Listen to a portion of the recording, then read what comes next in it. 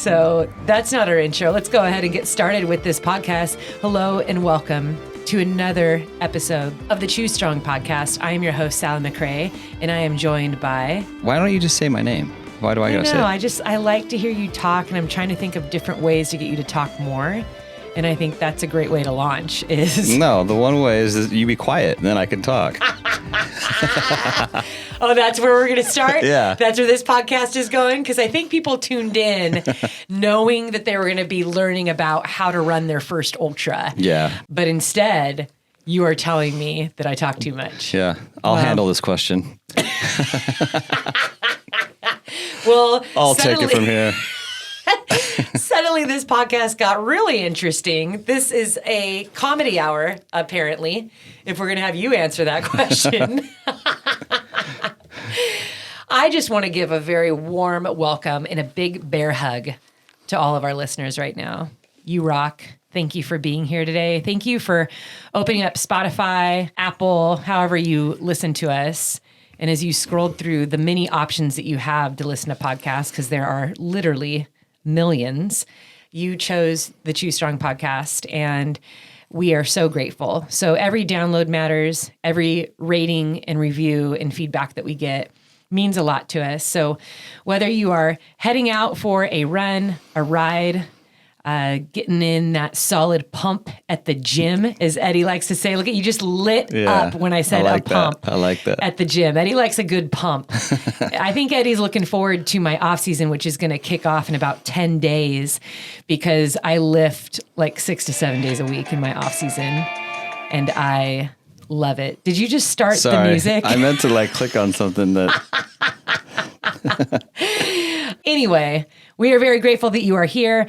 And before we dive into today's topic, which is going to be really helpful, I think, insightful and fun for everyone listening, I do want to just turn your attention to Racing Tahoe documentary.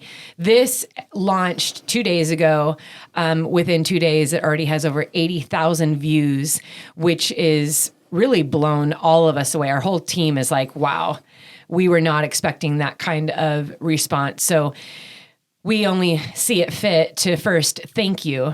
Thank you for watching it, for the incredible comments and feedback. We've gotten tons of emails and direct messages on Instagram, the comments on the posts that we've put out about it, and of course, all the comments on YouTube have been amazing and have really warmed my heart because, and I wrote this in a post today, it was a thank you post. I said, everything that I put out, the messaging really means a lot to me. And Eddie, you and I had a discussion about this last night at dinner. And I was talking about how, when we are doing what we love, when we're able to really harness our purpose in life, when we really understand, this is what I feel like I was born to do. This is what sets my heart on fire. Uh-huh. I love doing this. Running has been that to me since the time I was a little girl. Mm-hmm. I have loved running.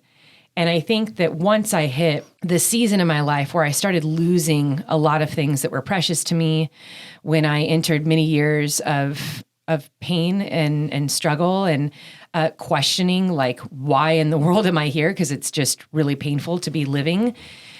I also started to create a very different relationship with my goals. Because at that time, I wanted to be a professional soccer player. And that was one of the biggest things to me. I wanted to be the best in the world. I wanted to own lots of trophies. I wanted that cover on the magazine. I wanted to be known as this incredible athlete. But I think something happens when we lose a lot, when we are in, especially specifically, when we're faced with death, you start to understand what is the most precious things in life. And the most important things in life are our relationships. And I thought, I know that I love sport. I have this body that endures and loves to endure, and it's a sturdy frame that I've been given, and I just feel like I don't know if it's going to be fulfilling that I spend my entire life chasing after medals and PRs, and I love to compete, but what else is there? And as I made my way into the ultra world, that was the commitment that I made to myself. It's essentially how the name Yellow Runner came about. It was twofold with that story. If you've read my book, there's a whole chapter called Yellow Runner. I tell the story about where that came from, but genuinely it's about living a life that shines, living courageously no matter the circumstance. And I think that whenever we put content out, my greatest joy, the greatest fulfillment that I find is being able to love on and encourage others to live their life in the most courageous way that they possibly can, no matter how hard life gets, to keep believing in this one life that you get to live, because no one can live it for you and no one can feel what you feel. And I'm talking about like 100% of the time we can have compassion, empathy, and say, I've been there before. I know what that feels like. But I think the thoughts that we have from the moment we wake up to when we fall asleep, those desires that we have, those dreams that we've carved out for ourselves, only you can make those things happen. No one else. And, I look at Eddie across the table from me and I realize how supportive Eddie has been of me since we became friends back when we were 18. He's just been so supportive and encouraging and has always stood by my side. But never was there a time that he could step into my shoes and do what I do or achieve things for me. He's wanted to help every possible way. But I think that when we believe in that, when we believe like no one can do this for me, it also helps us move forward when things are hard or when we got those critics or those negative voices in our head and we realize I have to make this happen. And we do that by choosing strong, strong mind, strong body, strong love. That's where that comes from. And I think with the Tahoe 200 documentary, clearly I was not planning on having the day that I did out there, but I had to make a choice halfway through that race to be better than I was in those previous miles and my previous racing, my previous days.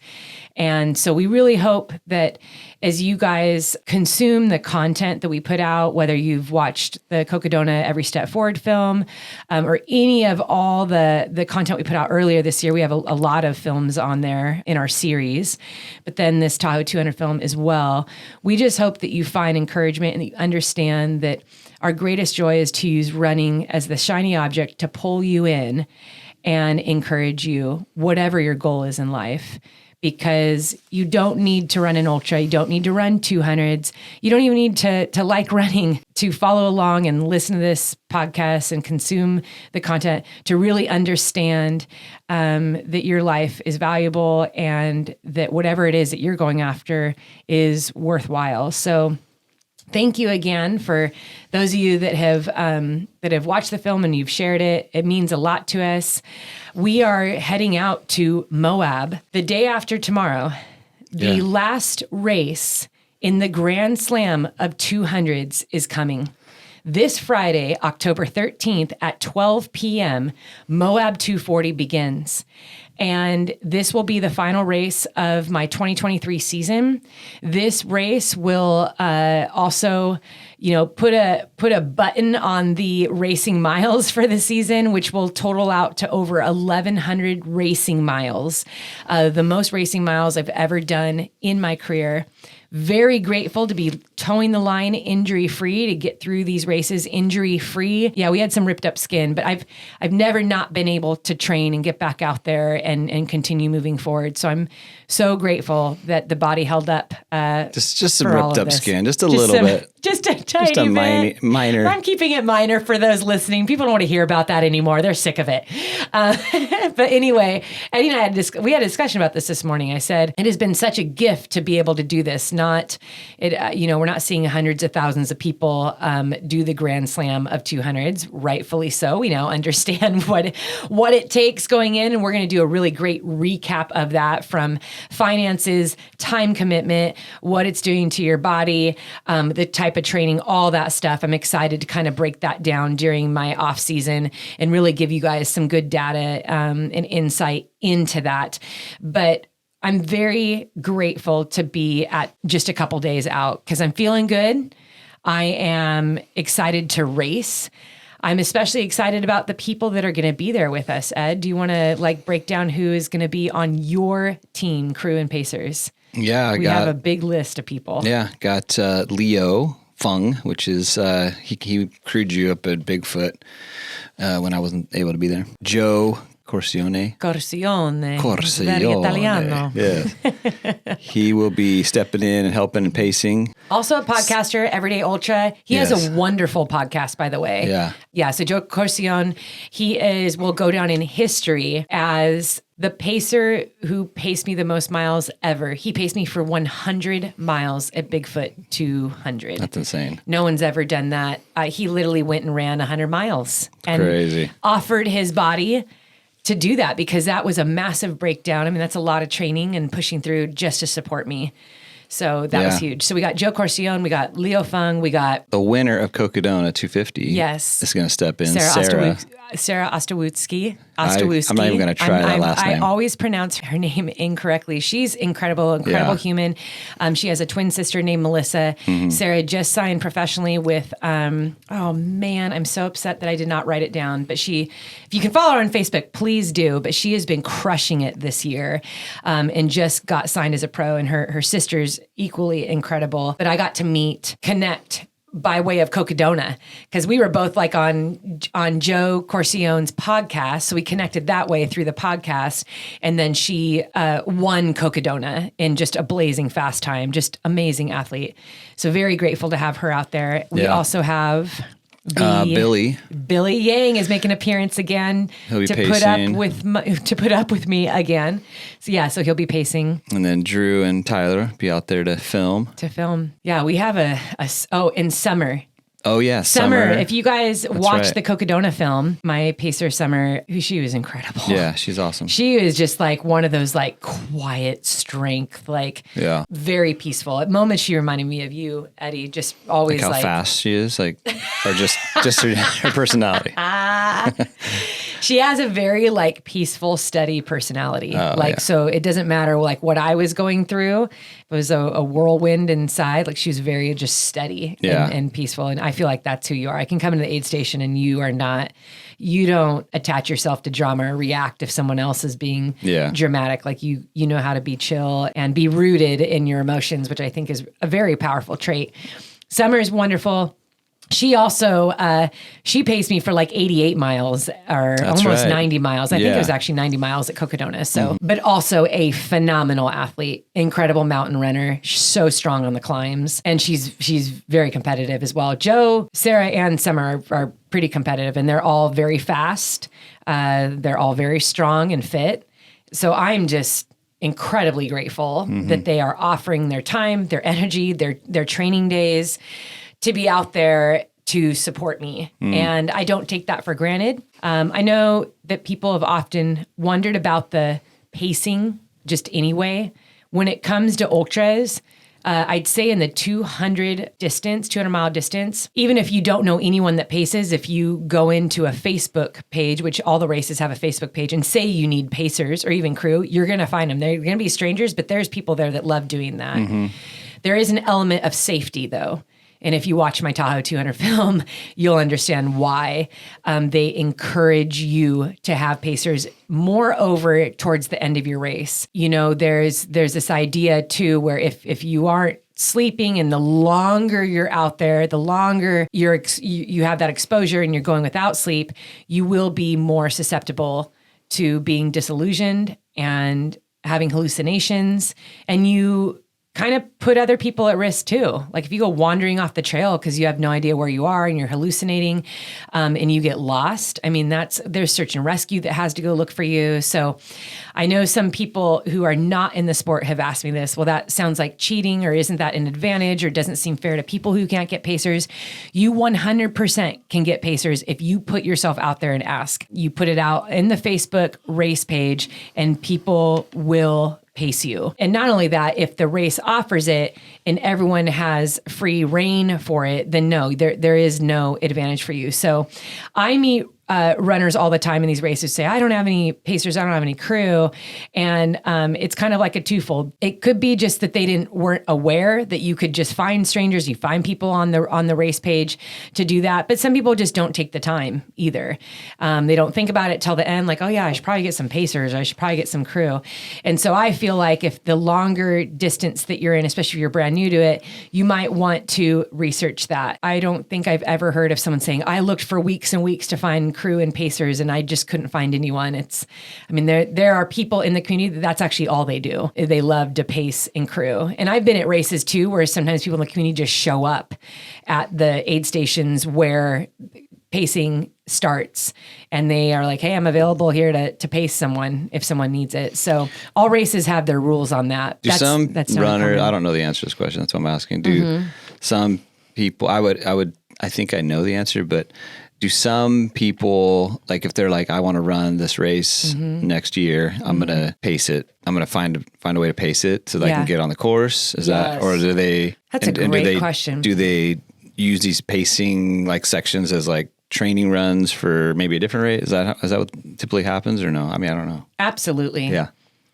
There's even some races where the race directors, especially if it's a lottery or application process, I know for Badwater, they love if you have had crew and pacing experience. Yeah, I knew that. The race is so extreme that they want you to understand what it's like to be out there, to experience it, because there's nothing to compare it to. On the flip side, this is totally great. Billy was super excited to pace me. And Billy's been in the ultra world forever, and we've done tons of events and racing stuff. But like this race particularly fell at a really good time as far as a time frame goes before he was going to go run Wasatch 100. So he's like, dude, this will be a great way for me to get like some good mileage in. Same with Joe.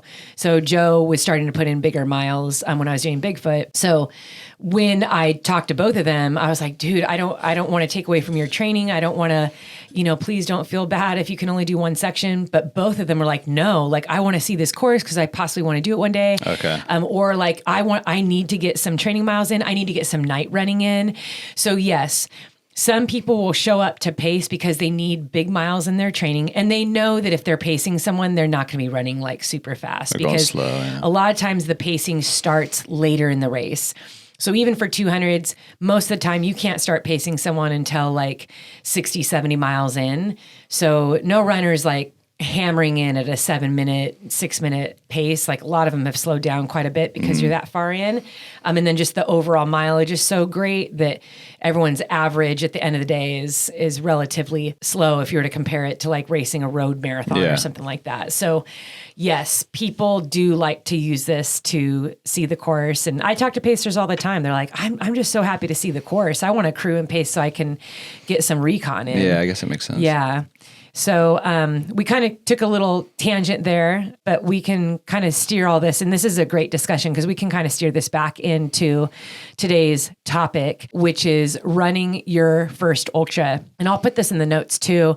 I think that the stuff we're going to share today isn't necessarily even pertain to just running your first ultra, but some key tips and insight that you can also apply if this is your 10th ultra, your 50th ultra. And I believe we could probably make this podcast like 4 hours long because my career has been so long that I've learned a lot. I still feel like I'm learning. In fact, I fear the day that I'm not learning anymore. I always want to be a student of this sport. So the disclaimer on this one is I am not, all-time expert on everything ultra because I too am learning. And I try to every year challenge myself in a new way. I try new things every year. And this year is about the 200s. And, I felt like a rookie all over again in many ways throughout this process. So a lot of what we're going to be talking about today does come from my beginning years, but also it comes from repetition. Having done these things over and over and over and over again, the tried and true things. But also, I know for Eddie, you've been out there the past couple of years. I've done a lot of racing, and just even the last 2 years have really piled on the racing. And so, you've been all over the world with me, across the country with me, and you've had those moments where you've just gotten to sit at aid stations and observe what other people are doing, how people operate, and you have gotten to see that, like, wow, there isn't one perfect way to do this. Yeah. And you see how people communicate. what they're using, how runners are when they go in, how they leave, how long they stay in the aid stations. Yeah, it's pretty exciting to break down running your first ultra, because I think what you guys are going to understand at the end of this podcast is that the best way to run your first ultra is to actually just get out there and put the training in and get on the start line, because you're going to start to carve out your own journey and find what works for you, because these distances are so great. You can't just do what everyone else is doing and think that that is going to be the best way for you. We're going to talk about gear. We're going to talk about nutrition. We're going to talk about pacing, picking a route, and then of course share some stories, some personal stories that, probably bring up a little bit of laughter and insight that you can relate to. Mm-hmm. So I guess we can rewind all the way back to 2009. And 2009 is when I first started training for my first ultra. I've told this story many times. I got into ultras purely out of curiosity. So read about them in a Runner's World magazine. Like those of you listening who have done ultras before, or who are also curious about maybe doing one day, I thought, and we hear this a lot, I thought that's crazy. That is crazy that people can run 50, 100 miles in one go. And the way I use crazy, and I think we also have to give grace to people when they say, oh, that's crazy or you're crazy. I use crazy as in like crazy awesome. Mm-hmm. Like that's crazy awesome. Or like that is amazing or shocking or like incredible. I don't always think that when people tell me I'm crazy that it's like you belong in a psych ward. Some people probably do think that, but I think that we kind of use the word interchangeably as like it's shocking, it's amazing, it's astounding. And that's how I was when I read this Runner's World magazine. It's like, that is incredible. That is crazy that a human body can do that. I want to do that. It's like when you use the word sick, that's sick. Yeah. But it's like... Yeah, you're not sick in the head. It's like, that's rad. Yeah, that's rad. That's sick, bro. Sick, brah. Yeah, brah.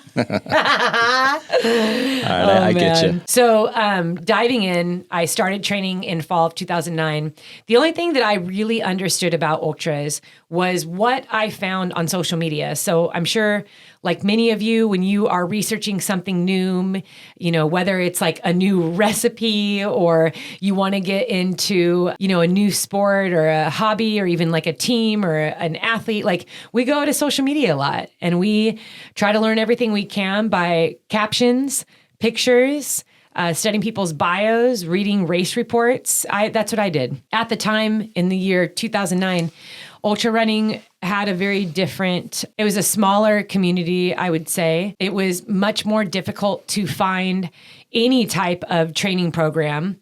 There was some old school stuff out there that didn't make a lot of sense to me. Like what? What does old school mean? So old school ultra training was like run 5 to 6 miles every day. And then on the weekend, do like a 20 miler. And then the next day do a 30 miler. So it was all about the back-to-back long run. And that was it. So that really confused me. And I was already a coach at this time. I was a soccer coach.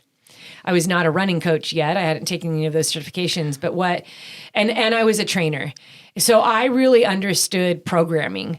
I understood how programming is a progression. You have to lay the foundation, whether you're weight training, whether you are training in soccer, like there's a foundation, like a buildup.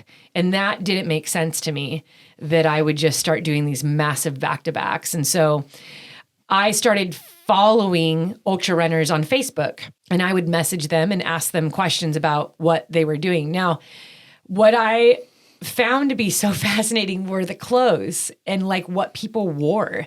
It seemed different than road running. I noticed a lot of people wore these arm sleeves. Mm-hmm. That was so popular in ultra running, were arm sleeves.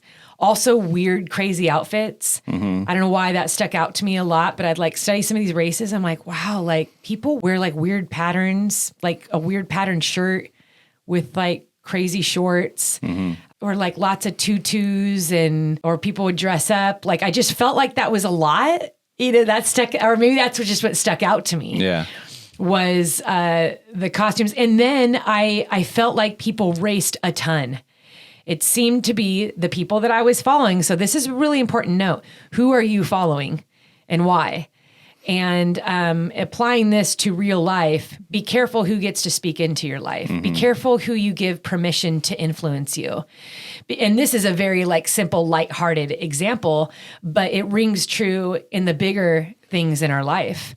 You know, I think about even in 2020 when there was a lot of yelling and screaming and dissension and man, it was just such a hard time in our community. But sometimes I would encourage people to say like, why are you letting those social media profiles scream at you? Unfollow them. Like you don't need that, because what you consume starts to become you. What you consume starts to influence you. You know, if you're consuming a lot of anger and resentment, it's going to start to make you anxious. It's going to start to make you bitter and negative as well. Yep. So let's take this back into the ultra running. This is a very lighthearted way. I thought I need some colorful clothes and some arm sleeves too.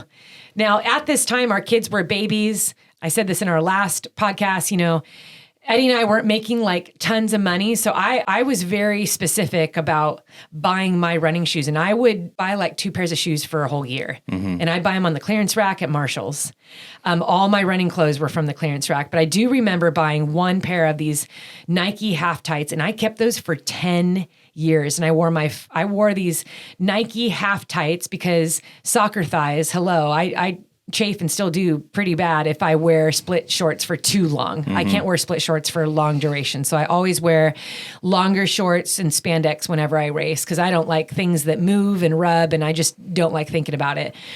So I had these half tights that I wore, and then I took these bright colored socks that I got like at the dollar store, and they're knee-high socks, and I cut them into arm sleeves, because I thought everyone wears arm sleeves. And then I had this really bright, I think I got it on the clearance rack at Target in their fitness section at the time.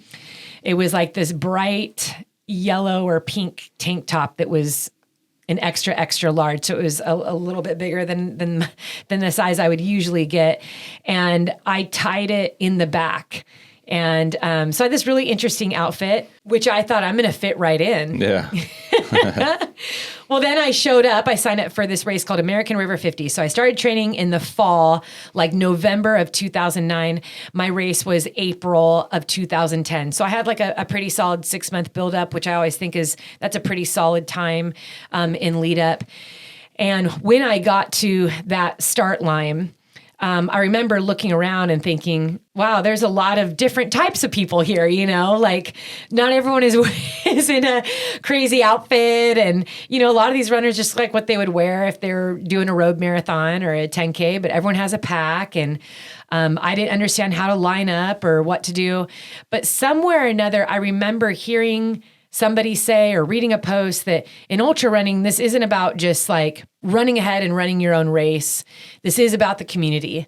And so it's very normal in ultras that you run with people and you have conversations. And I never forgot that whole first year. I don't know where this came from, but I thought that it was rude to pass somebody without first having a conversation with them. And so I started off this race and I made sure that I like stayed with the pack, and I stayed with the pack for the first half, for the first marathon. So like for the first 25, 26 miles, I stayed with people and talked with them like the whole time. And I loved it. Yeah. Kept us on pace. I think I got into that 25, 26 mile marker like in 3 hours, 40 minutes, I think is what I remember. Cause there's a lot of bike path on there, but I felt like, yeah, we're cruising. We're doing good. And yeah, so I'm going to pause there because I do want to talk about just how the lead up into that, what that training looked like, how I navigated in that. But the main thing I want to point out to you is that when I eventually arrived at the start line of American River 50 is when I then learned how much my gear was so easily influenced by what I was witnessing from the people that I followed. Mm-hmm. 2, signing up for that race was also because of the people that I followed. Like they've raced that one or something Yeah, before? It was a popular one. Like that was the one that everyone was doing. And at the time, that was a golden ticket race to Western States. And so I think when we start stuff that's new, we want to go where the most people are. We want to go where it's has the most glitter. It's the most popular. That seems to be what everyone else is doing. So that's what I'm going to do too. Now, there are some pros and cons, of course, to doing this race. The pros of this race is it had been around for a while, so it's very well run, and it's still around today. It's a great race, very well known, very popular 50-mile race. I still think it's a great beginner 50-mile if you're looking for a 50-mile. This one's in Northern California. I think there's a few shared trails on the Western States course, so it's around that area. I don't believe they have as much bike path as they used to. I mean, I think the first 25 miles was on bike path, which is super cool because it's beautiful. There was trees all around you, and you were in beauty in that bike path. It was pretty rad. But I think that what is important is that you do your own research, like go outside of the lines of maybe of what everyone else is doing and really step into ultras in a way that is most authentic to you, in a way that really heightens your enthusiasm for what you're about to do. Because you're going to need that in your training. You're going to need that as you get closer to race day to really be interested in this race you're doing. Don't be interested in a race just because everyone else is doing it. And the point I really want to highlight here, ultras and trail running. There's some terms out there. There's mutt runner, which is mountain ultra trail runner. There are so many different disciplines in our sport, in the world of trail running. It's one of my favorite things about it because you can really tailor your experience to your strengths and what gets you most excited. I don't think that you will have as much of a fun time or be as connected or motivated if you're only doing what everyone else is doing. And hello, we can apply that pretty much to anything in life. Yeah. But let me break this down. There's sky running in the sport of trail running. So those races are at altitude. So you're pretty high up on a ridge, on a mountain. A lot of those races are usually shorter distances. There's ultras on a track where you just run in circles around a track for 50, 100, 200, or even further miles. Sometimes they're timed. There's timed races. So you can sign up and do a race that stops at 6 hours. And then it's whoever ran the most miles, they're the winner within those 6 hours.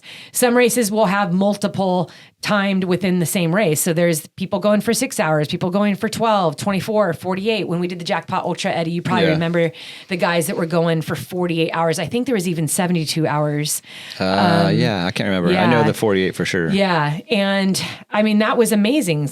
You're just out there seeing how many miles you can put in a designated time frame.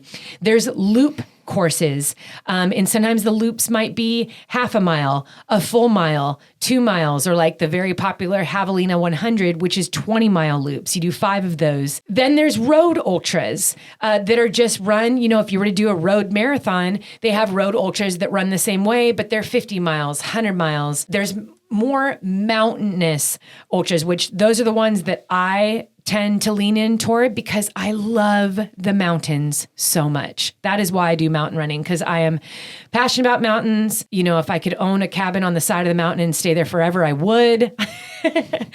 But mountains set my heart on fire, and that's where I want to be. So I choose more mountainous races. And what happens in mountainous races? Well, you're probably going to get a lot of climbing. You're going to get some rugged terrain. It's going to be a little bit more remote in some of the races, not all of them, but you're going to feel like you're kind of out there.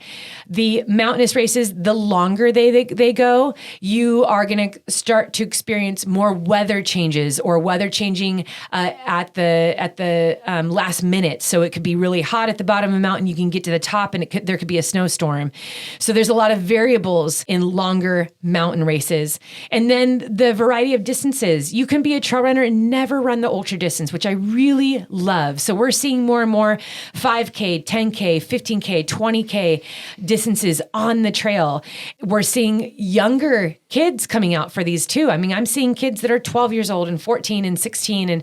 And it's super exciting to see that these are becoming more even family events. You'll go on a weekend, there'll be the premier 50K, there might be the kids 1 mile, and then there's the 5K that the crew can do the day before. And then the big race of the 50K might be the next day. And so the endless variety, really, I think is what is growing this community, because it's just not one distance and it's not dictated by pace. So if you were to head out to run UTMB, this 106 mile, 33,000 feet of climbing race, you're not going to get a spot on pace per mile for a race like that. And that makes it really exciting. All that to say, when I chose American River 50, it was one of the most popular ones. And so I leaned into that. But the other thing is I was horribly afraid of running on the trails. I was very afraid of animals, of people hiding in the bushes. I thought people would be hiding in the bushes to to abduct me.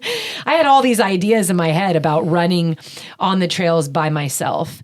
I had to overcome these fears, but I didn't overcome those fears before running American River 50. In fact, my kids were so young too, but I'd say about 80% of my training was on a treadmill at the gym. And you probably remember this, Eddie. Yeah, I remember.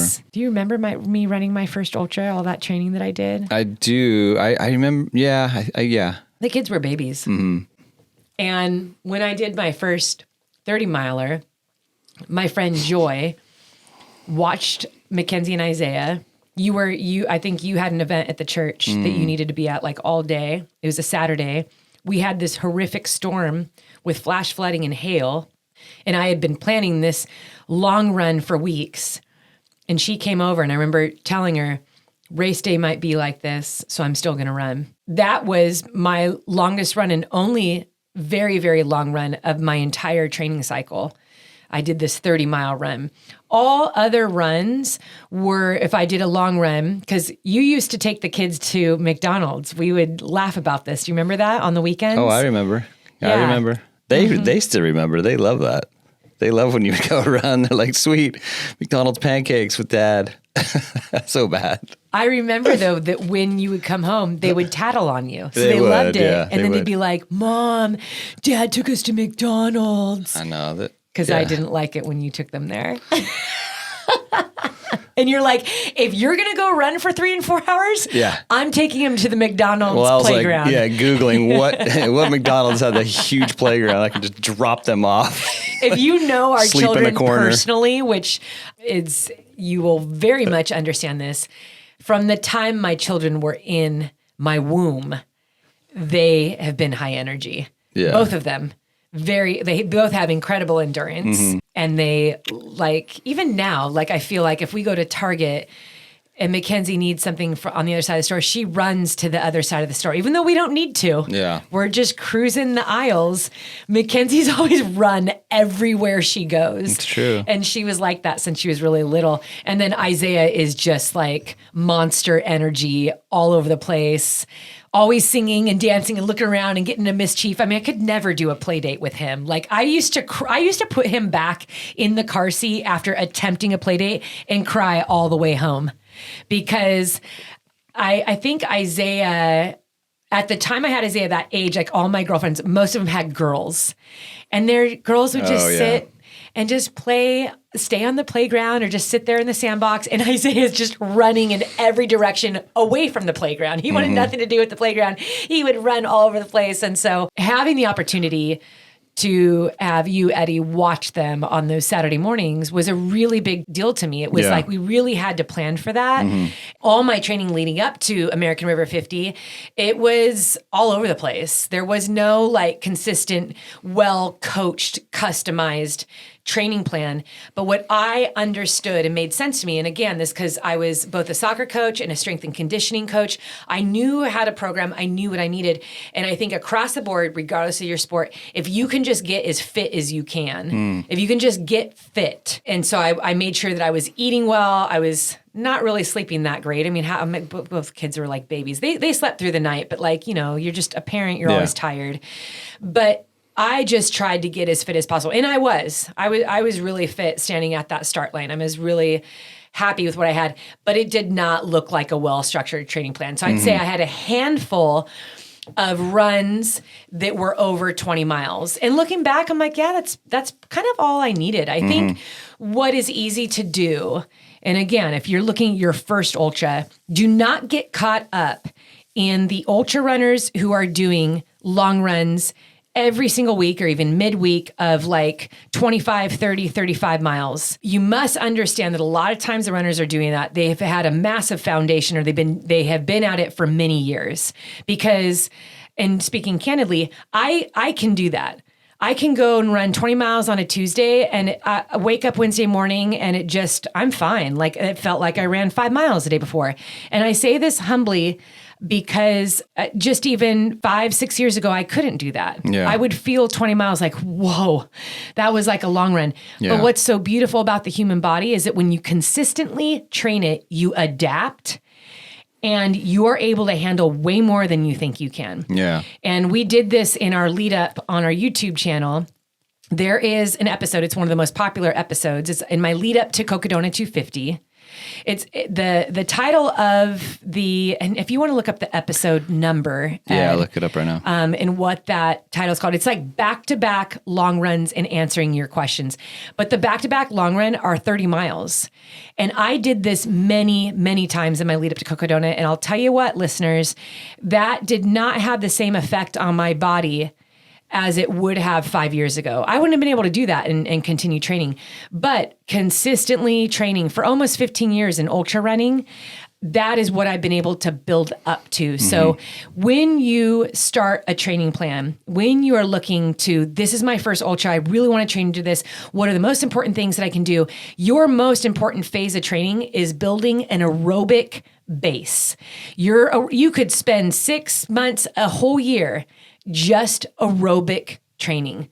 Do you have the title on that one? You want to say it? 30-mile run and answering your most asked questions. Yes. Go and check that out because that was day 2. So that was the second 30-mile run. So I had done a 30-mile run the day before, and then Eddie followed me as I ran 30 miles again. Yeah. And he was kind of like my aid station. He wanted to make sure I was well fueled, especially because it was day 2. So your day 2 of a back-to-back, you have to be extra on the fueling and recovery system. But he then filmed me and he asked me these key questions, which are probably the most asked questions that I have gotten as a parent and career woman of my entire career. So, and I think that's why the episode is so popular. Mm-hmm. So check that out on the Sally McRae Strength YouTube channel. You can just put in Sally McRae and my channel pops up. But check out that episode. I think you'll be very encouraged because I do touch on some of the stuff that I'm talking about right now.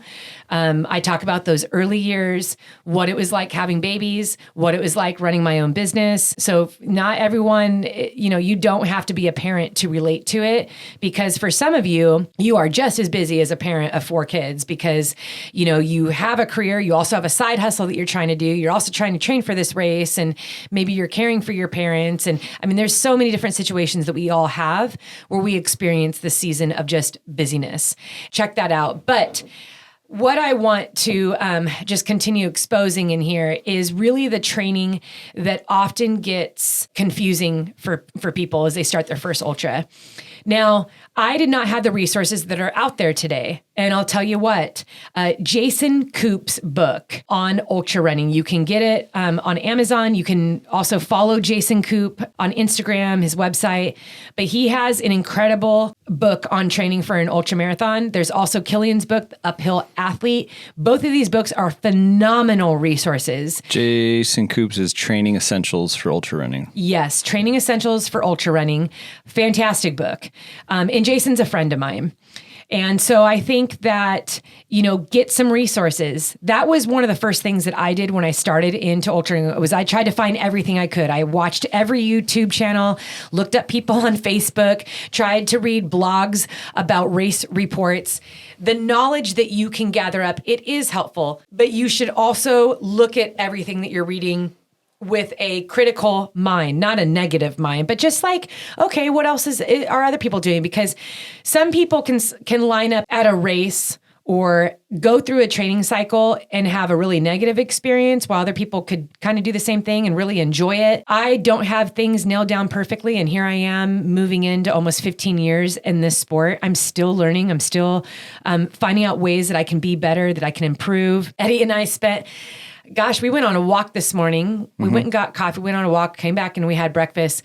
And we spent a lot of that time talking about what I have learned in these 200s, areas that have really shined my weaknesses, areas that I can improve on. And then we talked about my race strategy for Moab 240, which Only Eddie will know my race strategy going into Moab 240, at least all the nitty gritty details, which is really important to me. It was really fun to discuss that this morning. And to be honest, I think that's the only way we can grow is by being honest, looking at the areas you need to grow, already being aware of your weaknesses. So what are the areas that I really struggle with? I know for me, when I started in ultra running, I did have a lot of fear of being on the trails, but I wanted to do the sport. So I had to address that fear. Not a good climber at all. And part of that just has to do with just needing to learn how to run uphill, especially after being like a soccer player for so long and like just running flats around the city for so long. Now learning like, how do you pace the uphills? Like, do I power hike like the whole time or do I run the whole time? I mean, I had to learn a lot about that. And I still think I'm still learning a lot about that because running uphill is different when the uphill is only a 6% grade and you're running at sea level on a fire road. And then running uphill on a 20% incline in altitude in the Alps, totally different. And so you're only going to learn about those things by gaining that experience, but understanding that when you study a course, that also dictates how you run. So, I look at sections on Moab, for example, there's some like beastly climbs, but there's also long sections of flat running. And so one strategy is preserve yourself climbing so that you can run fast on the flat. And that's something that was completely foreign to me when I first got into road running because I was a soccer player. I didn't like holding things in my hand when I ran. I didn't like eating. And certainly we don't walk. There's no walking in running races. Like what? So part of it is kind of putting your pride and preconceived ideas about the sport to the side and really looking at what it is that you're doing. So whenever I go into a race, a big part of what I'm doing is studying the course. So I think this is the second point that I want to discuss with you. When you are choosing a course, especially for your first ultra, you're choosing that race, I strongly encourage you choose something that you're excited about. So if you are a great climber, like you've done a lot of hiking maybe in the past, you love being in the mountains, you're comfortable in the mountains, and the mountains just get you going. Like you're stoked thinking about doing that 50K in the mountains or 50 miles or however, whatever that distance is, then sign up for a mountain race. Sign up for something with a lot of climbing. And do you need to live in the mountains? No, you can live in New York City and train for a mountain race. There is some incredible workouts that you can do on a treadmill and a stair mill, not a stair climber. You can use a stair climber, but stair mill is awesome to get your legs nice and strong for that, a lot of that uphill running. So I think first choose a race that you're stoked about. And that's kind of how I chose American River 50. I was very happy that the first half was all on a bike path because that is what I primarily trained on when we lived in Irvine. We were living in Irvine, California at this time. It was all bike path and just neighborhood loops and then treadmill. So that race fit me. And when you pick something that you just feel comfortable doing, that you can ease into, I know sometimes we talk about, be comfortable with being uncomfortable, like no pain, no gain. I'm sorry, but that isn't like in every single thing that you do. You don't always need to be in an uncomfortable place. What you do need to understand is that you will hit a moment or a season where you are uncomfortable. You're experiencing discomfort in order to reach a goal, but it is not this masochistic, mindset that you need to have that everything you do needs to be like horribly hard and uncomfortable from the get-go. You're not going to stick to it. And I see people start to lose their mojo. They start to lack motivation because they're thinking in their mind, well, so-and-so signed up for this 100-mile race in the mountains and I need to too. And it's like scaring me and I don't know if I can do it. It's like, why'd you do that? You don't need to compare yourself to what everyone else is doing. Find a race that's going to excite you, that's going to help you ease into ultras, that is going to allow you to get used to aid stations. It's going to allow you to get used to using gear, volunteers, following markers. If you get to have pacers and crew, learn all that stuff, even just what that feels like. Eddie, do you remember American River 50, how little our kids were? Yeah. And what happened every time I came to an aid station with them? They would run to you and cry that you were leaving them again. Yeah, they would be so confused. They were so confused, but they also wanted to eat the aid station food. Yeah, oh yeah, that's right. The first time that I experienced aid stations was at that race.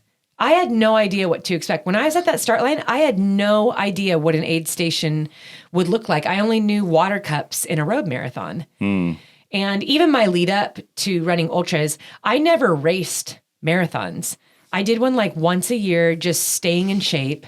I never tried to set a PR or anything like that. I did qualify for Boston in my second one because I thought, oh, that's a cool thing to shoot for. Yeah. And I was really young and just had like overall fitness. I didn't even have like a smashing time. I've never run like a fast marathon, which I shouldn't say that. Like I guess fast is relative for everyone. Yeah, right? for sure.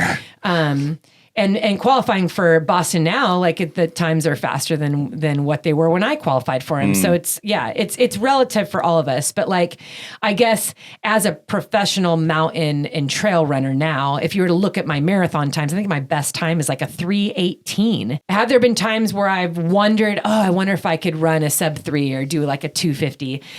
Yes, but I also am not excited by that. I've never desired to want to do that. But I've had a lot of goals and desires in trail and mountain running, and those are what I have been going after. And I think the sport is strong enough to stand on its own. You don't have to run marathons. You don't have to run a sub 3-hour marathon or a sub 1:30 half marathon to become a trail runner.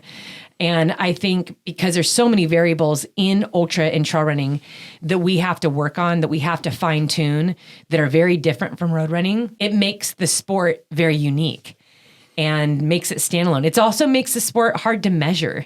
You know, if I were to say to somebody who's been in ultra running for a while, and I said, hey, I ran a 10-hour, let's say as a pro, I ran a 10-hour 50-mile race. Now, professionally, that isn't very fast. But if I were to tell you, I had 40,000 feet of climbing and it was at 9,000 feet the whole time, that's insanely fast. If I said it was on road, it took me 10 hours to do that on road for a professional ultra runner, that would be considered slow. And so all the variables come into play with times because of all the other stuff that is thrown at you. And again, that's just an example. I mean, those times, you know, I could be totally wrong on that, but I'm using that as an example to explain to you that a time that can sound great in one event and sound slow in another event. Yep. Yeah. A 10-hour 50-mile race is fantastic. So those listening, don't think I'm bashing times here. I'm just really pointing out that you can take the same time, but put it into two different environments and it translates as something else. Whereas in road marathoning, it's like, running a 3:20 is running a 3:20. Yeah. Right? We look at even Boston when they had that really rough year with the rain and the storms and stuff. It's like people's times may have varied by a few minutes because of that. They didn't vary by an hour. Hours, yeah. They didn't vary by hours. I love that about the sport. I love that you can't perfect it. You can't put it in a box and structure it, that you can't judge it based on just a time or just a distance. There's got to be a lot of different factors going into it. And those are the factors that you also need to train in. So pick a race that is going to really tailor to your strengths. I had kind of mentioned this before. If you kind of grew up camping in the mountains or through hiking or just being out in nature, you probably naturally, without even knowing it, do better at just adjusting to nature and mountain life. You understand that you always need to carry a jacket because at any time bad weather can roll in. You understand how to operate on trails. You need to stay on a trail and look out for wildlife and what different plants are. And that, there's rocks on the trail. Like I can't be looking around. And sometimes it's hard for road runners to go right onto a trail. And these are a lot of things they have to learn about. And so pick something that's going to really highlight your strengths, that's going to get you excited about the trail that you're going to run. And yes, regardless if you live in the city or at the base of a mountain, you can pretty much train for any race that gets that heart going. All right. What about, let's say that this is completely hypothetical, but what if I'm like, you know what? I've done the half marathon distance and I'm thinking about just jumping straight into the 50K.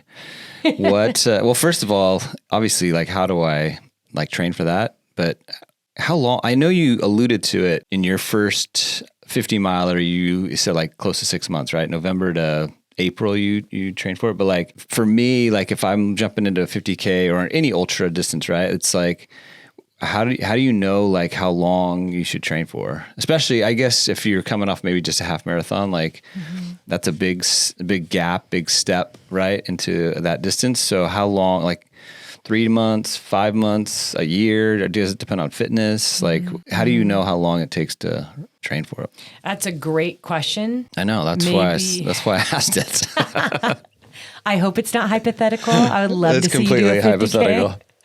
You doing a 50K would just be amazing. I think that you'd be great at it. I don't know. And I say that because I know how much you do love the mountains. I would choose like a mountain course for you. Really? Yeah. Is there like 50K like along the ocean? There is. Oh, well. Yeah. That would be, no, I'm still not. This is still hypothetical. You're like, don't try to lure me in. Poor Eddie has been traumatized by watching me do bad water and then all these gnarly 100 and 200 mile races. I mean, the True Strong Project was all very difficult races where I lined up completely trashed because we put them all on top of each other. And then now watching these 200s. So I know that you have a very jaded view of ultras and have never been at one that was shorter than 100 miles. No, yeah, you're right. Yeah. Let's just first dive in to addressing what every person listening needs to know. So if you are like Eddie and you're like, yeah, I love 5Ks, 10Ks, I do half marathons, I don't really have time to train for anything longer, but I am curious about what it takes. When I'm putting on my coach's hat here to help you understand, when I interview an athlete, the first thing I want to know is what their goals are. So if their goal is to run a 50K and I want to cross that finish line, that's a really great starting point. That training plan is going to look different from somebody who is on their 10th 50K and they want to get on the podium, or they're trying to run it as faster than they ever have in that distance. So, and that even goes for, hey, my first 50K, I did it in 10 hours. I really want to improve and do it in 7 hours this time. When I'm working with an athlete with experience, their training program is going to reflect that. Their training program is also going to reflect their current fitness level. And this is true if I were training you in a weight training program. So if you walked into the gym with me and the goal was, I want to put on 5 pounds of muscle, I would want to first know, like, well, how long have you been weightlifting? You know, do you understand all the different exercises? What are you doing currently? Obviously, your ultimate goal and how important that is to you.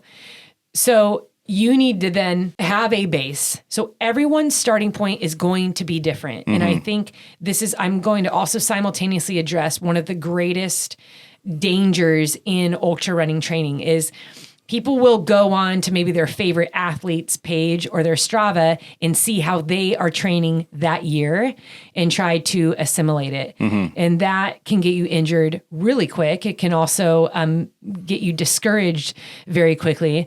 And without taking any of those factors. I mean, I remember when I was very active on Strava. I'm not anymore, and I've touched on this a few times. I just have had some unfortunate people follow me too much, track my maps and stuff like that. But I love Strava. I still use it for personal data, recording, all that stuff. It's a great app. But I remember when I would go out for recovery runs on very popular routes here in Southern California, where you see lots of trail runners and it's like a route that everyone runs. Yeah.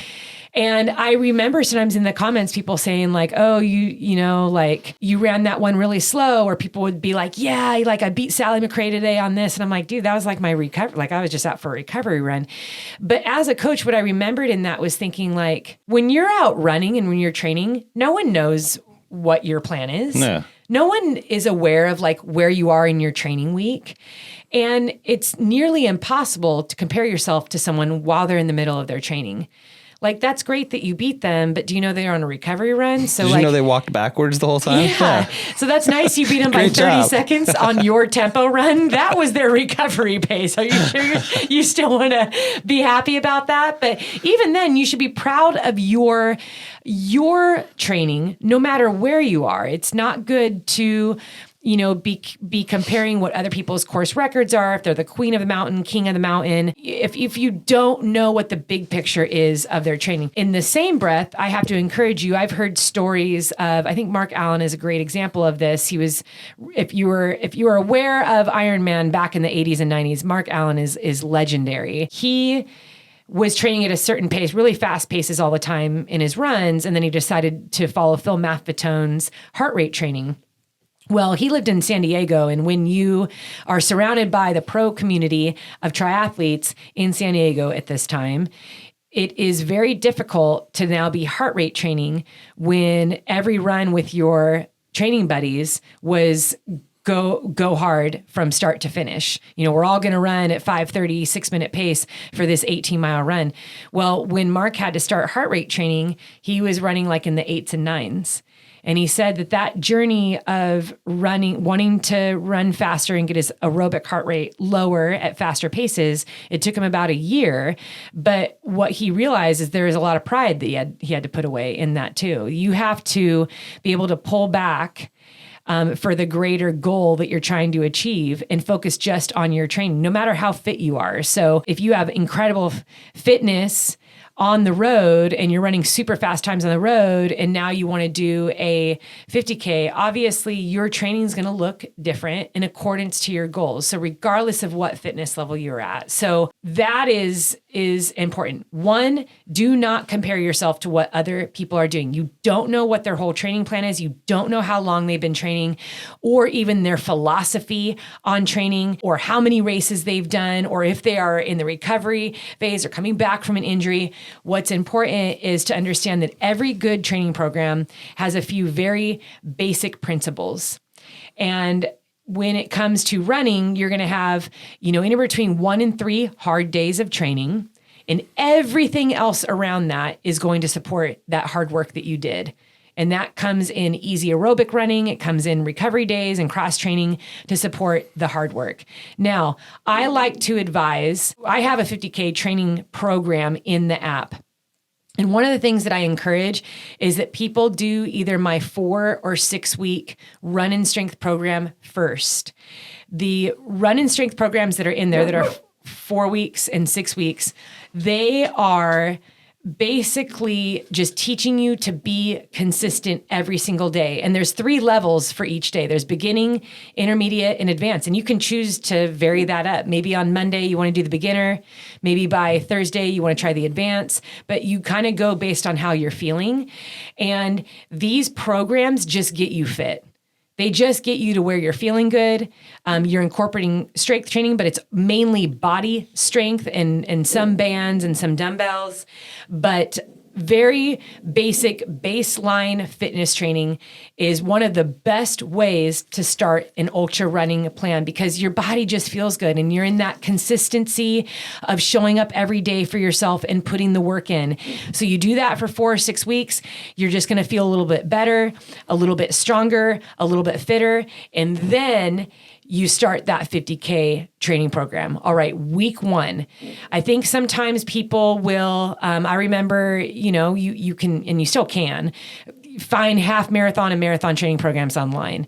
And people will literally be at this stage in their life where maybe they haven't been running for a year or 2 years. I mean, it's a very different starting point than someone that's been running consistently for a while. Mm-hmm. But they think the way to start is with day 1 in a training program that they downloaded online. And that's kind of dangerous. That's how you get injured really quick. With the training programs you find online, they do not take you personally into consideration. They don't take all the different variables about you into consideration. So if I have an athlete come to me and they're like, yeah, 3 months ago, like I tore my ACL and I'm just building back fitness. Okay, really different starting point for that person that is just now starting to put weight back on that knee and is slowly starting to jog.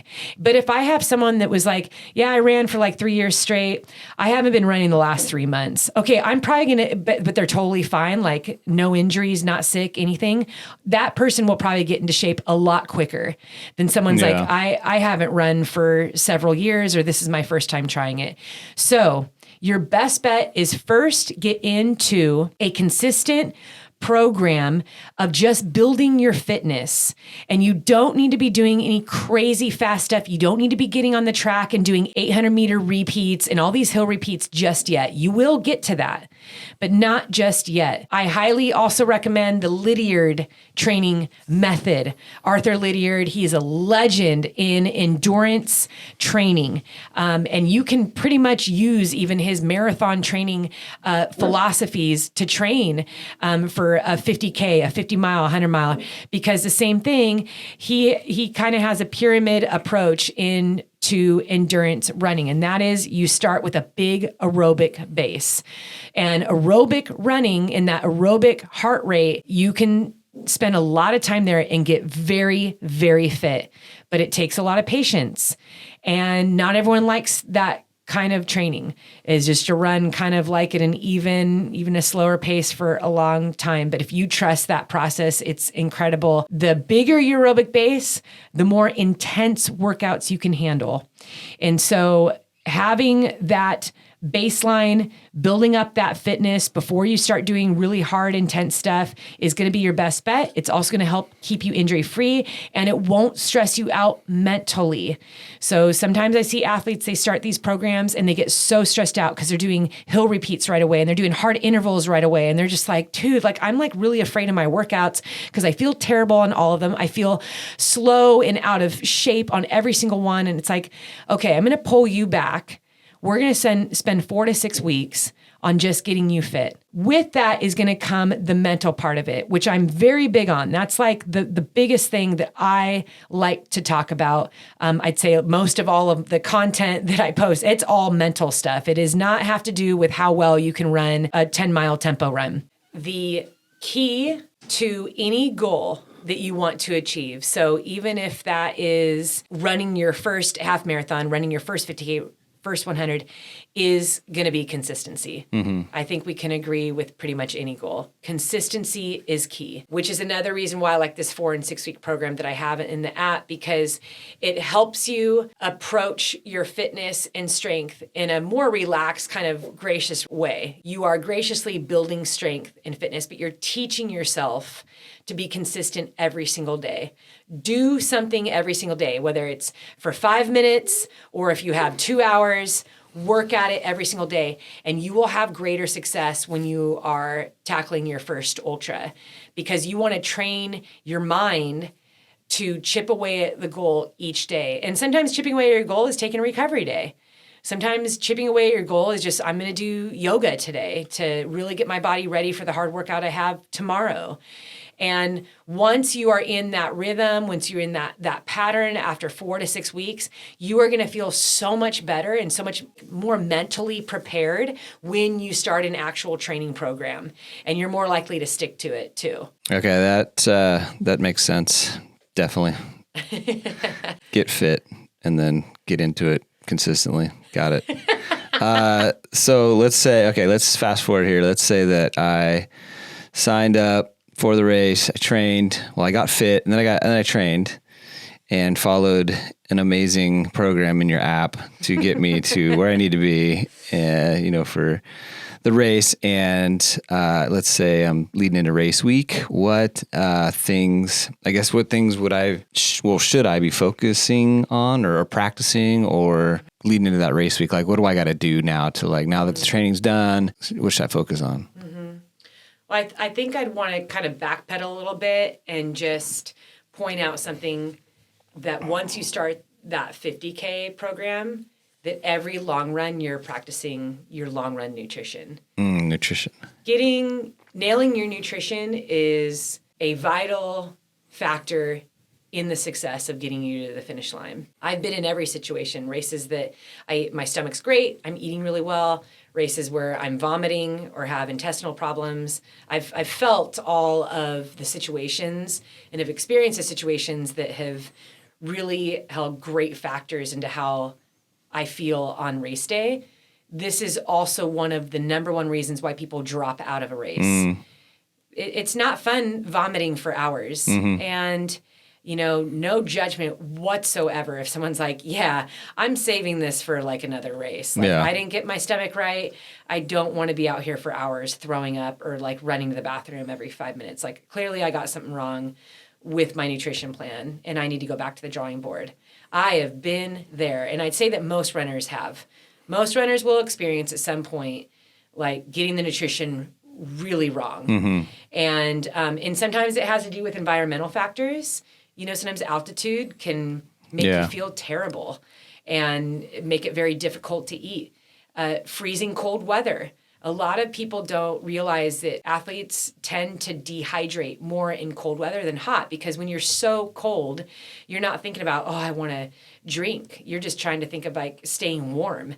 And so sometimes athletes will get even more dehydrated in cold weather than they are in hot weather. So all these little factors you have to think about. You have to think about where am I going to be running at altitude? What is the weather going to be like on those days? And try to assimilate that in your long runs. And so if you live in a place that's really cold and you're training for a hot race, then layer up in the clothes and see how well you can eat when you are like burning up and see what that feels like. You might be really surprised that you don't do a good job eating those gel blocks when it's super hot, but you do a lot better drinking, your G1M Sport or your Tailwind when it's really hot. So using your long run to practice race day nutrition every single week is going to bring you a lot of confidence, and it's going to show you what works for your body. There is not one perfect way to eat. There is not one perfect sports nutrition that I think is for everybody. Everyone is different, especially because some people can't eat certain foods, and not everyone does great on sugar. Not everyone does great with gluten. So I think figuring that out. The times that I've done the worst with nutrition are when I'm sick. So Lake Tahoe was a perfect example. We didn't really harp on that in the film, but I was very sick. And of course we didn't, there's some parts that you can kind of tell. We didn't dive into all the ins and outs of what was going on with me, but I was getting progressively sicker as that race went on. Not being sick for many years, I was kind of like, dude, what's going on? How do I handle this? And then it was just a choice. Well, you're either going to drop out or you're just going to push through with it. And in my mind, I thought I can handle this for another day. I can handle this another day and just get to the finish line and heal. And that's what I did. But when you are sick, that screws up your whole system. Your body's trying to heal, so your immune system is compromised. And then if you're trying to push really hard and your body doesn't feel good, you're not going to be digesting food too great. So Tahoe, I didn't have very much food at all. Badwater, the year that I won Badwater, I was sick going into that too. I had intestinal problems the entire time. Still won that race, but I remember being pretty upset at my time. If I had not been sick, I would have moved better. I would have moved faster. And I think that, I learned something from all of those situations. I learned that, yeah, I'm capable of pushing through some discomfort. But what I've learned about those situations too is to respect what your body is doing. If your body is broken down and doesn't feel well, don't expect it to be at its best and to perform well and to function well.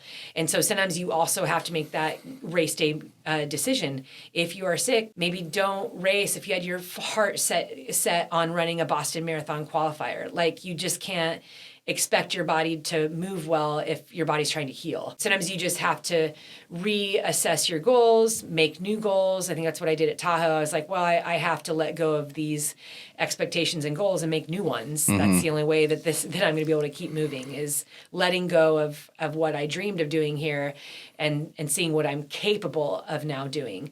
So nutrition, in that same vein, you might find you feel great in your long runs, and then on race day, things might be falling apart. So this is why I say practice everything in your long runs. Figure out all the different kinds of foods that you're able to handle, because you might start your race using just all liquid, and then by mile 18, you're sick of that liquid nutrition.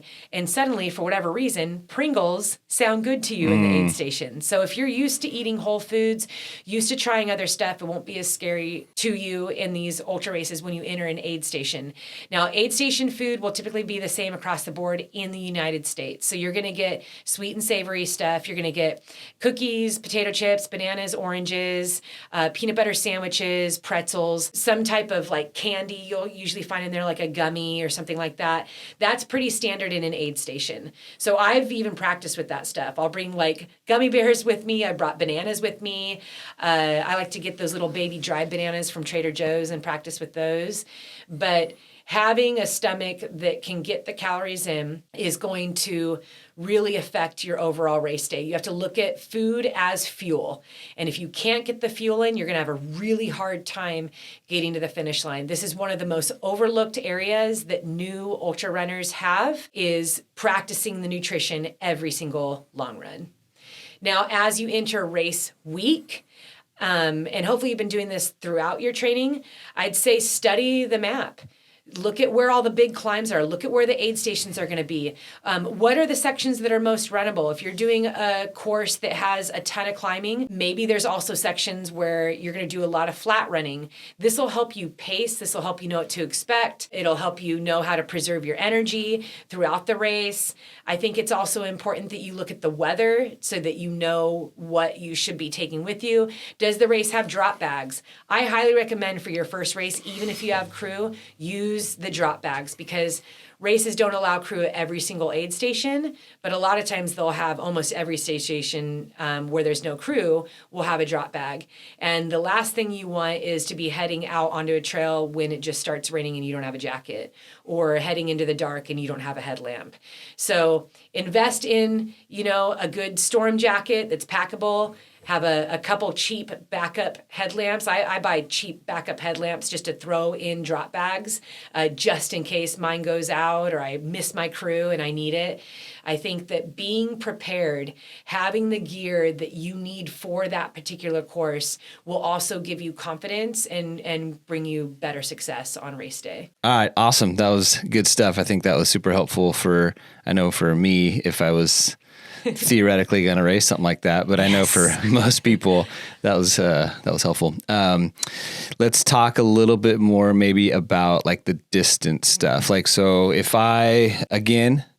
hypothetical, if I was to just say, you know what, I'm going big. I'm watching these documentaries, Sally, I'm seeing what you're doing in these 200s. I'm jumping from the half marathon distance. I want to go all in and go 200. Like, I know that's probably not reality for most people, but what if they just wanted to go to the 100 or the 200 mile? Like, is that just stupid, or do they have to kind of like, hey, you should probably do like a 50K or a couple 50Ks before you do that? Like, what's the general kind of consensus on that? Yeah, that's a great question, and I think we can make this maybe we'll kind of round it up with this last one, because it ties in with like a really good message too. And who knows, maybe we'll need to do a part 2 on this, because I feel like we can just keep talking all day on this topic. And well, I can't, but you can.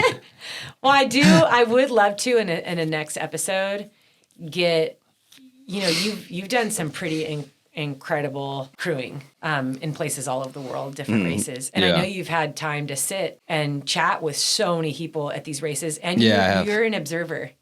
Yes, I am. You watch people as they come in, what those crews are doing, you're listening, like it's pretty interesting to see the differences. Yeah, it is. How people operate. You told a really funny story one time. I don't know what podcast it was, or maybe it was on a YouTube channel. The first year that you crewed me at Badwater in 2021, and the guy behind me, his wife came out of the car and approached you on the side of the road about food. Yes. Yeah, I remember that. She came to us. We were parked at the same section of the road, and she came and she says, hey, you guys are Sally's crew. You guys got it all dialed in. You guys have been doing this for a while. What works and what doesn't. My husband over here, we've been giving him pizzas and, all sorts of lasagnas and it's nothing sticking. Like, what do we do? We're like, how do we get in your car? That's my question. How can we have none of that? If it ain't working for him, can we have it? Yeah, because we just give Sally gels. Like, that's all she's. We got the 99-cent ramen over here. Like, hit me with some pepperoni. Yeah, that was a different way of crewing for sure. But I remember that. That was pretty funny. Yeah, I think that you definitely are. You're nearing that expert level for sure. I don't know about that. It's the hours that you put into, I mean, they're unparalleled. I mean, it's like you're going days on end crewing and you're seeing so many different sides of me come out. It's really different from me running a 50K in 4 hours. Like there's only so much that's going to go wrong in 4 hours, you know? So I think what I like to encourage people in, because when I first started in ultras in 2009 and I started reaching out to people about races and distances, it occurred to me that there was a shared view on how you go about running ultras. And that is that you start from the beginning with the distance. You start with, and which makes perfect sense. I was going to say, it's logical, right? It's logical. You don't give a kid a copy of War and Peace in kindergarten to teach them to read. Yeah. They have sight words and they have the very basic. And so what I found to be true was everyone's starting point is different. We're all excited about different things for different reasons. So go in the way that you're led. Go do what's most authentic and true to you and what you think is going to keep you in the game, right? You know, we see that even, I mean, you and I grew up playing soccer. You know, if you have somebody that absolutely loves playing goalie, you know, and they're on the team for like 5 years, that's what they do. Like, I love playing goalie. Like, for me, I was like, I don't ever want to play goalie. Right. Like, no, I like scoring goals. Yeah. Like, that was my thing. I wanted to be the top scorer on every team I played. If you put me in goalie, I feel like that's punishment. It doesn't matter. I'm still part of the team. I'm still part of the team. We're still collectively out there winning. I'm a part of the soccer community. But man, you put me in the goal and I'm just miserable. I don't get excited about that. But I remember the goalkeeper on my team. She was phenomenal. She loved it. She trained just as hard as everyone else on the team. Like that was like her role, and she was so good at it. And I think that so goes in the ultra and trail community. If you get really excited about running a 100-mile race, and right now your furthest distance is the half marathon, then do it. If you want to jump from a half marathon to a 100-mile race and you're asking me, do you think I could do it? I will say, yes, you can do it. Because what is true in anything that you set out to do is that if you commit to consistently training for something, then you can achieve what it is that you want to do. Because that is the dictator. The dictator in you achieving a 100-mile race is not in whether or not you've run 5 50Ks, 2 50-milers, and 100Ks. It really is about your consistency and discipline in the training. Is that extreme to go from a half marathon to a 100-mile? Yeah, that's a really far distance. And as we all joke around and say, like, no one even likes driving 100 miles, like to go 100 miles. But the thing is, it can be done. And when you get yourself fit, when you show up every day to train for it, and you tailor your training to fit that goal, you will achieve it. And I love to encourage people in that. There's a lot of things that I'm doing today that had you told me 10 years ago that I would be doing, I wouldn't have believed you. In fact, I wouldn't have been able to even wrap my mind around it, envision it, imagine it, because it just seems so foreign. I think of 10 years ago, that was 2013. I wasn't even signed by Nike yet. I got signed at the very end of 2013, beginning of 2014, actually. It was like January 2014. Even at that time, I had run one 100-mile race, and it was like a disaster. I mean, I finished on a fractured leg. I still felt relatively new to the sport. I mean, if you told me at that time that I would be running multiple 200-mile races within a 5-month span, I would have laughed. I mean, those distances, I don't even think they existed, or maybe they had just started, but they were not very much talked about. And I think this is what is so exciting for all of us. In all that you do, if you can dream it, you can achieve it. There's a reason why, from the time you were a little kid, that you had this big, wild imagination. There is a reason why children have wild, big dreams and ideas in their head. Can you imagine if you continued with those big, wild dreams and ideas into your adult years and we didn't stray away from them? So often we stray away from the wild ideas and curiosity because we have been jaded by the pain and the losses and the challenges or the betrayals or critics in our life. So we stop dreaming. We stop imagining those goals coming true, and we start to judge ourselves against others, or we start to believe in the limitations and the negativity that other people have placed on us. And we think that as soon as we sense a pattern, well, this person said that I'm not capable of this, and this person also said that I'm not possible of this. So I'm just going to sit right here in the middle of that, and I'm going to let them dictate my dreams. I'm going to let them dictate my goals. And that's a really hard thing to break out of. And I know that this idea of running 100 miles is not something that all our listeners have any desire to. So please, if you're listening, don't think that that is necessarily what I'm talking about. I'm really using this as a parallel because I might be talking to somebody who is maybe teaching kindergarten right now and is like deep inside thinking like, well, I've always wanted to go back to school and become a chef, but that just sounds wild. Like that is like the furthest thing from the way that anyone has ever known me. And again, this is just a random example, but like, I just feel like that's something that's such a big transition, going from teaching in a classroom to like being a chef at a restaurant. Like that's going to take work. That's going to take schooling. That's going to take time. You're going to be uncomfortable in that transition and what you have to communicate to people and maybe letting go of some finances for a while, that financial stability. I mean, there's a lot of unknowns in making a big transition and aiming for something that you've always wanted to do, but you're unsure of how to do it.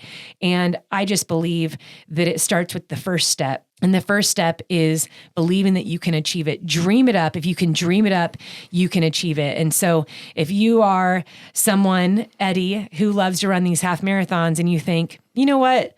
I want to run 100-mile one day. And I'm fine if it's 2024 or 2025. It doesn't even have to be this year, but what do I need to do to build up to that? And I would just say, get really fit, tailor your training to meet that, be patient along the way. That's a lot of building and fitness and consistency that needs to happen, but you 100% can do that. Yeah. Well, based on, if we're using me as an example, if we had to analyze my Strava data from the past 3 months. Let me just tell you. Our whole family joked about this last night. The kids were supposed to be going to bed, and we were literally rolling in the hallway laughing. Me and Isaiah and Mackenzie. This is so pure. It's embarrassing. Like all right? Mackenzie had tears coming out of her eyes. Same with Isaiah. I was like, what are we doing in the hallway laughing about this right now? At 10:30 at night when we should all be in bed. And Eddie is giving us a breakdown of his training from August to October. Yeah. Which is September. How many miles did you run, Ed? Well, let me bring it back to August, because August I ran 2 miles in the middle of August, and then I ran 4 miles. If you want to know what the 2 miles was, it was at, Eddie is the vice president on Mackenzie's cross country team on the board. So he goes to you go to everything. You know all the kids on the team, you know the whole staff. It's like the sweetest thing. I love it. But they go up to Big Bear here in Southern California mountains. Yeah. Every year they take a group, they take about 30, 40 kids up to the mountains for some altitude training. And Eddie goes. He's one of the chaperones. And they do a 2-mile trial race. We get put on teams, and it's a cross-country race. Among the team. Yes. They're not racing other schools. No, it's all 40 plus of us with parents and some of the coaches and all the kids. Amanda Yagi, shout out to Amanda. Yes. Amanda runs it too. Yes, so we get put on teams, and then it's a 2-mile. Every year we do the same one. And so I ran that in August. Okay, so I think what Mackenzie was trying to understand yesterday was that you PR'd by 4 minutes, yet you hadn't run a step for weeks prior. Pretty much. So it just shows you how insane I am. No, you are naturally athletic. You have been your whole life. So then from August, that 2 mile, September, I ran 4 miles. And then October just started. I ran 3 miles on...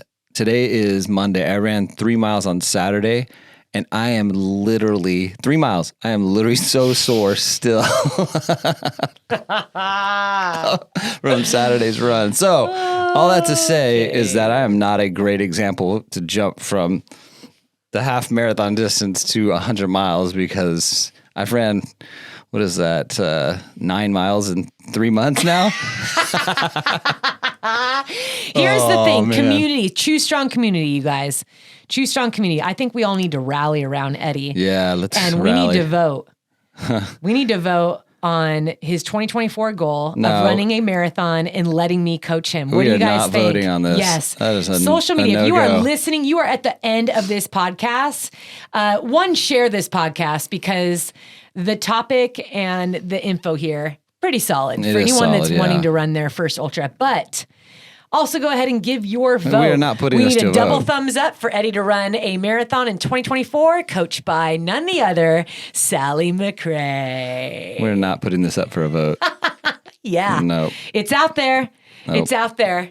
To the thousands of people that listen to this, you are going to get voted. And it's going to happen. You heard it here first. Let's Episode 31, wrap Eddie McRae announces his 2024 goals. Let's wrap this up here. I think we need to make a YouTube series about it. Eddie trains for a marathon. That's going to be the title of the series. And for 4 months. 4 months? Oh, yeah. We're going to do a 20-week build with you. Yeah. We're going to start with a solid 6-week aerobic base first of consistency. Do you understand? I just ran 9 miles in 3 months. That's ridiculous. I'm trying to encourage our listeners that anything is possible. You do not need to be a college runner, athlete, top of the nation runner to run these ultras, to run a marathon, or to just achieve anything that you want to do. You can have a starting point like Eddie McRae, who has run 9 miles in the last 3 months and has a very interesting philosophy on how to train for things. Yeah, it's very interesting. Okay. All right, so we are ending this podcast because we got to go pack for Moab since we leave. We have to go pack for Moab in about a day or two. We leave on Wednesday, which is the day after tomorrow. And if we can just encourage you guys, just taking a minute to encourage you in this, whatever crazy idea, and I mean crazy awesome, I like to say courageous idea that you have in your head, we hope that you take a step forward in that today. Even if it's spending 5 minutes on it, even if it's sitting down with a notebook and writing out what it is that you want to do, planning your steps. When you see it written out before you, it starts to become real. When you see that written goal, maybe on a Post-it on your mirror, you're reminded of it daily. And the more real it seems, the more likely that you are going to put action to it on a daily basis. And then pretty soon it's going to become a part of your life that I am chipping away at this goal. I am chipping away at this dream that I have for myself. So no matter what that looks like, it doesn't need to be a 100-mile race. It could be running your first 10K. It could be doing your first half marathon. It could be doing a triathlon or getting a yoga certification or going back to school, whatever that looks like, whatever goal you're trying to achieve. We want to encourage you that you are worth it. Your time is worth it. And there isn't a perfect path to achieve it, but there is one commonality in achieving anything, and that is consistently showing up and working at it with all your heart, no matter the duration of time that you have to work on it for that day. Eddie, thank you for your hilarious insight today and back and forth. I would like to continue this conversation. I think that our listeners will glean a lot just even from all your years of crewing and the stories that you have. That'll be really fun. So we'll definitely do a part 2 on this topic. And follow us along as we race Moab 240. Eddie will be posting on my Yellow Runner Instagram. If you want to follow the race during that weekend, they do not have the kind of media coverage that like Cocodona 250 has, which is totally fine. I mean, that our Vipa Running is like is dialed that in, and they're kind of the leader in that. In fact, like different races are hiring them to cover their races. They do such a phenomenal job. But I will have a spot tracker, so you can follow my spot tracker. I believe I'm number 125 is my bib number. You can also look me up by my name if I'm incorrect on that. But follow me on Instagram, Yellow Runner, and follow the stories, as Eddie will be posting whenever he gets reception. But we just appreciate any feedback, encouragement during that weekend. If you want to send in a video or a picture, or a word of encouragement while I'm racing, usually when I come into aid stations, Eddie will read me or show me something when I come in, and it just really blesses my heart. So we are excited to wrap up this Grand Slam of 200s. I believe that we are going to finish strong.